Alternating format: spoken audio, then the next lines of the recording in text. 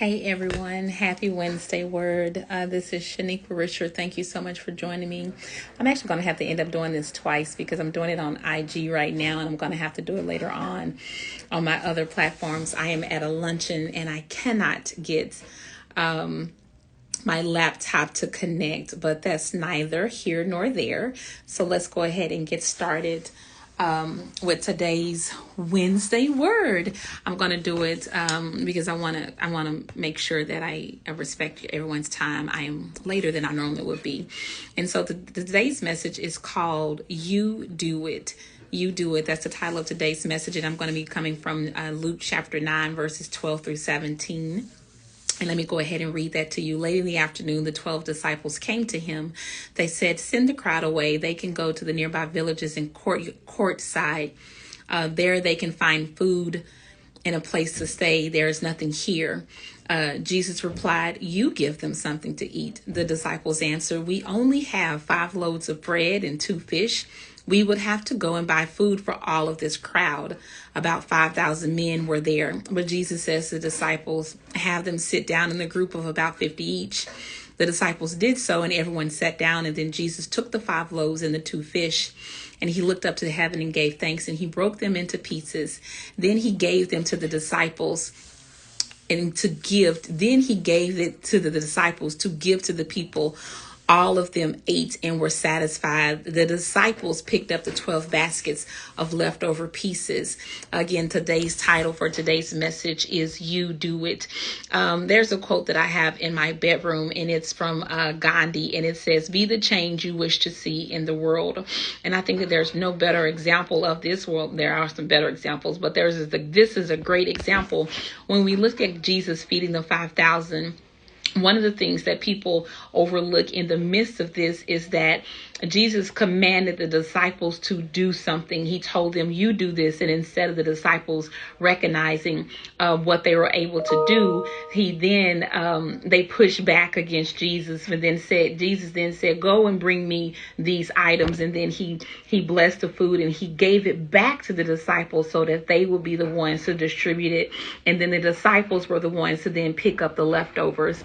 And so the beautiful thing about this text and about the title of it, You Do It, is that Jesus is often the conduit for the blessings. He is the source of the miracles that we experience in life. But we need to recognize that just as Jesus was the conduit then, and the disciples were the deliverers of the miracle. And so therefore, so are we as well.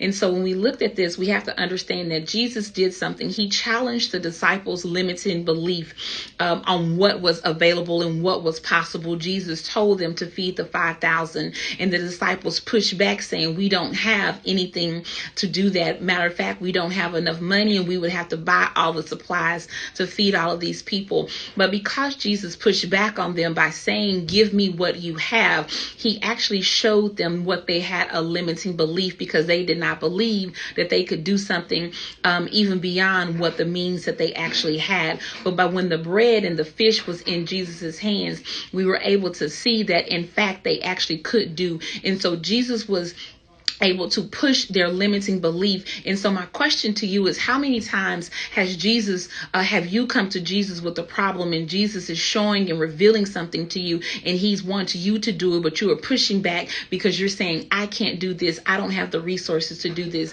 But instead, you need to recognize that Jesus wants you to confront your limiting belief. And then the second thing that you have to understand when looking at this particular passage is that Jesus was actually able to show the disciples what was possible through him. And so this is where Jesus was the conduit of the miracle. Jesus received what the disciples gave to him. He blessed it. He broke it apart, and then he gave it back to them to be the deliverer of it. Jesus was again the conduit of the miracle. He showed the disciples that through him, the impossible then therefore became the possible. And so that is something that Jesus wants you to know even today, because how many of you know that the God of today is the God of yesterday as well. The Lord that we serve, he still remains on the throne, that Jesus was resurrected and rose again. And so with that, the things that we deem are impossible are actually possible through him. And then lastly, that we need to be able to look at that is that we are the hands and feet of Christ.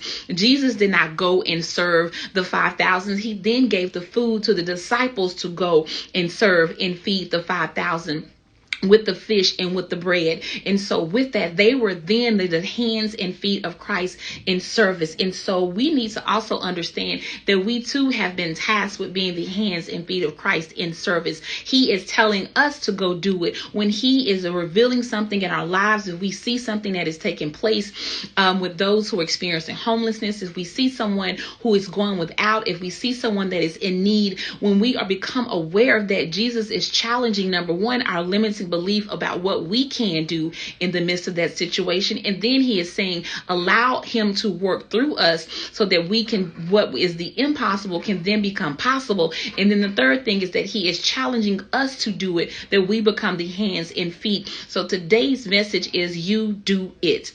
Be the change that you wish to see in the world. If you just wish to see things that are more humane, if you wish to see people act in more love, if you wish to see more service go forward, if you wish to see the dismantling of racism and sexism and ageism and disableism and all of those various things, you be the change that you wish to see. Be the catalyst that you wish to see. Be the hands and feet of Christ. And don't think that just because you are only one person or you have limited resources that it cannot be done, because this image, right, this story right here shows us that it can be done. You need to challenge your limiting belief. Christ is telling you to challenge where you feel that you are not enough, what you don't have enough, so that he can reveal to you that in fact you do have more than enough because you have him. And so thank you so much for joining me for this Wednesday word. I'm not quite sure I'm going to do this one again. I just may post it on the other platforms, but if it touched you, if it made an impact to you, I ask that you share it. I really do appreciate it. Again, this has been a short and sweet